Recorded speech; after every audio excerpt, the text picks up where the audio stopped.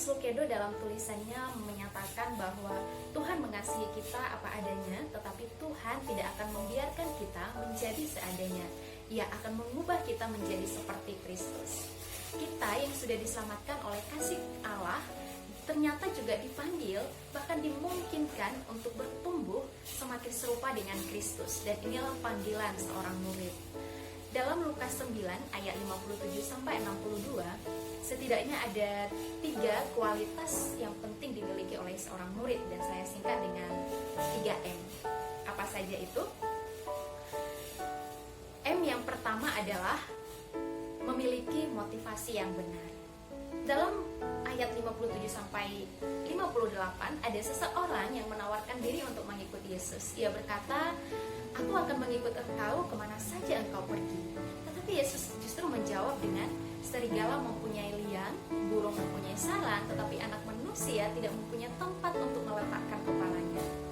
Nah, teman-teman, di sini Yesus sedang mengoreksi motivasi orang-orang yang mengikut Dia. Mungkin saja di sana ada orang-orang yang mau mengikut Dia karena berharap mendapatkan kenyamanan hidup, atau juga mungkin numpang populer, karena pada saat itu Yesus juga sedang populer ya di tengah-tengah masyarakat. Dalam mengikuti Yesus, kita perlu menyelidiki motivasi kita apa. Ada orang yang mau mengikuti Yesus karena berharap mendapatkan berkat-berkat dari Yesus. Jadi bukan karena dia mencintainya, mencintai Yesus. Dan orang seperti ini biasanya akan mudah untuk kecewa, menyalahkan Tuhan, bahkan meninggalkan Tuhan ketika dia tidak mendapatkan berkat-berkat yang dia inginkan. Dan juga orang-orang yang motivasinya seperti ini akan cenderung menjauhkan diri dari Tuhan saat merasa dia sedang tidak butuh Tuhan gitu. Dan juga saat diminta untuk bayar harga yang itu mematikan keinginan daging dan juga keinginan dosa dalam diri orang tersebut, nah dia akan mundur gitu, dia akan menjauh. Dan juga orang-orang seperti ini cenderung untuk mengabaikan apa yang menjadi kerinduan Tuhan, dan dia justru menggunakan status sebagai pengikut Yesus itu untuk mencapai keinginan-keinginan pribadinya, bukan keinginan Tuhan. Contohnya teman-teman ikut ibadah dan berdoa hanya ketika mau ujian karena ingin diberikan nilai yang tinggi, atau juga pergi ke gereja bukan karena ingin memuji Tuhan atau mengerti kehendak Tuhan, semakin mengenal Tuhan, tapi lebih kepada supaya Tuhan membuat segala keinginan kita terkabul, segala urusan kita itu lebih gampang, lebih mudah gitu, sesuai dengan apa yang kita inginkan.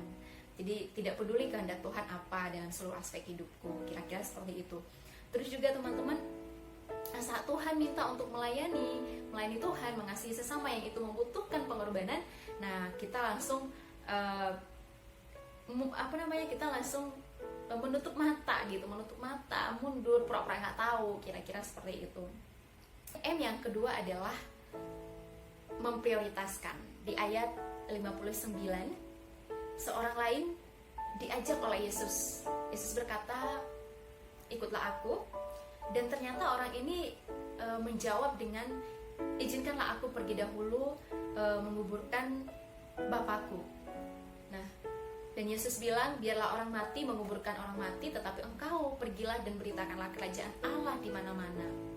Nah, orang ini dipanggil oleh Yesus untuk mengikuti Yesus, tetapi dia membuat alasan sehingga dia tidak bisa langsung atau segera taat dalam panggilan Yesus untuk mengikut dia dan juga untuk memberitakan kerajaan Allah di mana-mana. Ketika dia bilang, "Izinkan aku menguburkan orang tuaku terlebih dahulu," berarti dia izinkan aku mengurusi urusanku dulu dan nggak tahu sampai kapan. Karena kan di situ konteksnya sebenarnya orang tua belum meninggal, tapi maksudnya tunggu aku beresin dulu sampai orang tua aku meninggal, nanti baru aku ikut Tuhan. Kira-kira seperti itu. Nah, jadi ini teman-teman bukan sedang Yesus menyuruh supaya kita nggak peduli keluarga, bukan, tapi Yesus sedang mengatakan bahwa sebagai murid Kristus kita dipanggil untuk memprioritaskan ataupun menjadikan Yesus yang terutama di atas segalanya gitu, dan termasuk di atas kepentingan-kepentingan pribadi kita, urusan-urusan kita gitu. Contohnya, jika kita sudah tahu bahwa bersekutu dengan Tuhan melalui firman dan doa itu penting, maka kita gak akan jadikan alasan kesibukan kerjaan tugas lah, kesibukan yang lain-lain gitu untuk tidak melakukannya. Kemudian juga ketika kita sudah tahu bahwa ikut kelompok kecil, ikut KTB itu penting, maka kita gak akan buat alasan, tapi kita akan memberi diri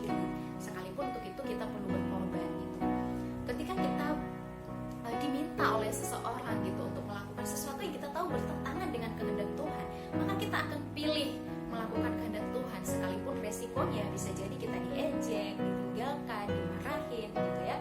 Mungkin itu orang-orang terdekat kita.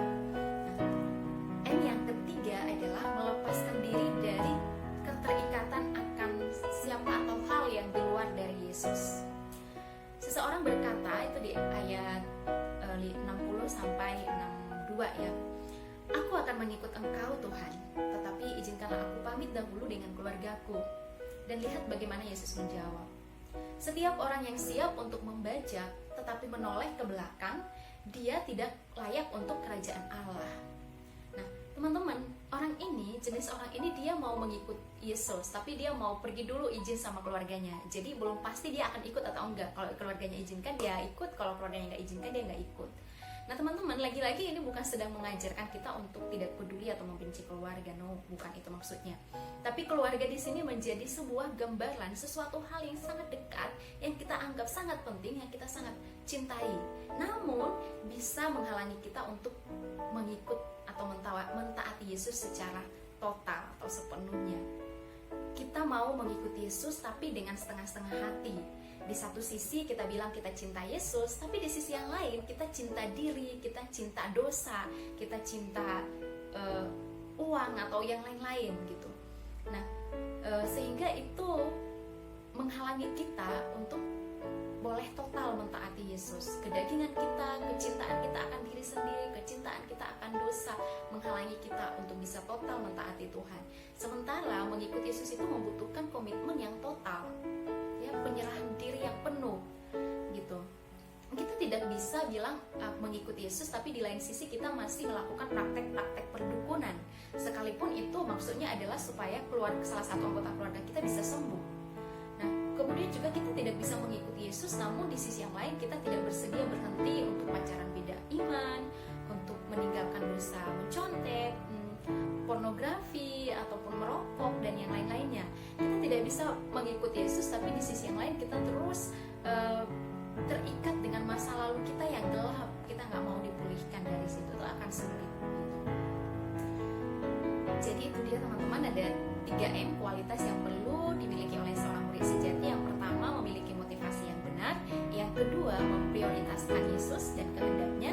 Yang ketiga adalah melepaskan diri dari ikatan yang itu di luar daripada Yesus.